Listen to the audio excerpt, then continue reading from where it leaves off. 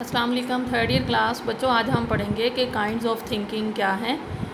Thinking کی جو اقسام ہے اس میں سب سے نمبر 1 پہ آتی ہے ان ریئلسٹک تھنکنگ اور آرٹسٹک تھنکنگ، یعنی ان ریئلسٹک تھنکنگ یا artistic thinking is as an end in itself, یعنی اس کے اپنا ہی ایک مقصد ہے، not as a means to an end, یعنی ایسا تفکر آپ کہہ لیں کہ خود لذتی ہے، غیر حقیقت پسندانہ ہے، آزاد تفکر ہوتا ہے جس میں کوئی مقصد نہیں ہوتا، اور نہ ہی اس کا یعنی خود بخود اس کا ایک اپنے اندر ایک مقصد ہے، یہ کسی اور مقصد کو حاصل کرنے کا کوئی ذریعہ نہیں ہوتا، اور نہ ہی اس کے اندر کسی مسئلے کو حل کرنے کے لیے کوئی پریکٹیکلی کوئی سرگرمی شامل ہوتی ہے۔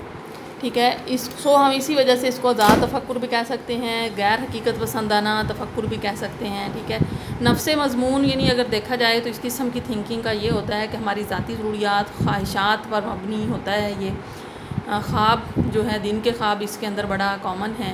ہوائی جو ہے وہ قلعے انسان بناتا ہے اور اپنے مسائل کو حل تلاش کر لیتا ہے، یعنی اس کی اپنی ہی ایک دنیا اس نے بنا رکھی ہوتی ہے۔ اصل میں یہ ہوتا ہے کہ جو خواہشات، ضروریات پوری نہیں ہوئیں، تشنا رہ گئی ہیں، ان کو انسان خیالوں میں پورا کر کے جو ہے وہ تسکین فیل کر رہا ہوتا ہے۔ حقیقت سے فرار کا ایک ذریعہ بھی ہے، یہ آپ یہ بھی کہہ سکتے ہیں کہ یہ حقیقت سے فرار کا ذریعہ بھی ہے۔ ٹھیک ہے، اسی طرح سے انسان جو ہے وہ اپنی مرضی سے اپنی خواہشات پوری کرنے کے قابل ہو جاتا ہے اور اپنے لیے ایک الگ اور انوکھا جو ہے وہ ماحول بنا کے سیٹسفیکشن حاصل کرتا ہے۔ اس کے بارے میں ہمارے ایک ایکسپرٹ ہیں لینڈزے، وہ کہتے ہیں کہ mind wanders in a free wheeling manner, یعنی خود بخود ہی دماغ جو ہے وہ آگے سے آگے فری موڈ میں جو ہے وہ وینڈر کرتا ہے، یعنی بھٹکتا پھرتا ہے۔ اب اس کی سب سے کامن جو مثال ہے وہ ہے ڈے ڈریمز، دن کے خواب دیکھنا۔ اب ڈے ڈریمز کیا ہوتے ہیں؟ Day dreams are fantasies that people construct, جس کو لوگ کنسٹرکٹ کرتے ہیں وائل اویک جب کہ وہ جاگ رہے ہوتے ہیں، یعنی جاگتے ہوئے جاگتی آنکھوں سے جو ہے وہ خواب دیکھ رہے ہیں۔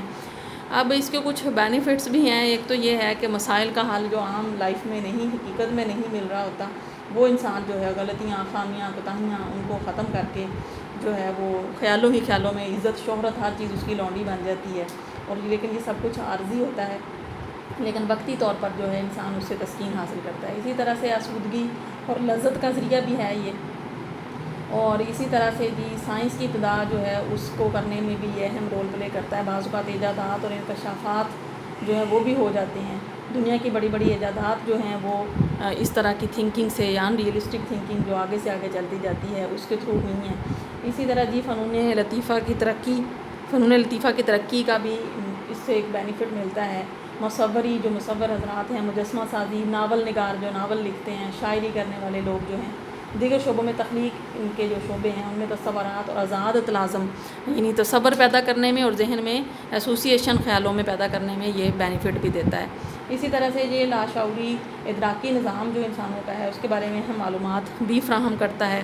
وقوفی مہارتوں میں ایک ایکسپرٹ ہیں پولاسکی، وہ یہ کہتے ہیں کہ دن کا جو خواب دیکھنا ہے یہ وقوفی مہارتوں، خاص طور پر جو آرٹسٹ لوگ ہیں، ادیب لوگ ہیں، ان کی وقوفی مہارتوں کو فروغ دینے میں ان کی ہیلپ کرتا ہے۔ داخلی جو تناؤ ہے، ٹینشن ہے، اس سے نمٹنے میں بھی یہ مدد کرتا ہے، جیسا کہ جنگی قیدی جو ہیں سختیاں برداشت کرنے کے بعد جو زندہ رہتے ہیں تو وہ اس قسم کے طریقے سے عام طور پر مدد لیتے ہیں۔ اب یہ ہے کہ اس کی ٹائپس کتنی ہوتی ہیں۔ Types of in realistic thinking میں نے لکھا ہے، 2 طرح کی ٹائپس بچوں ہوتی ہیں۔ ایک فری ایسوسیٹیو تھنکنگ ہوتی ہے جس میں کسی پابندی، اصول، قاعدہ اور کلیہ نہیں ہوتا اور سوچیں آگے سے آگے چلتی جاتی ہیں۔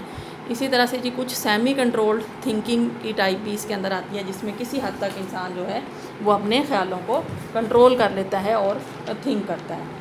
اور اس کے لیے پھر 2 طریقے ہیں جن کو ہم یوز کر کے اس کی میئرمنٹ کر سکتے ہیں۔ ایک تو جو ہے وہ آبجیکٹیو فلوئنسی ٹیسٹ یوز ہوتے ہیں، اور دوسرا جو ہے وہ ورڈ ایسوسیشن ٹیسٹ کے طریقے، یعنی ورڈ کے درمیان ایسوسیشن پیدا کر کے اس کو ٹیسٹ کیا جاتا ہے۔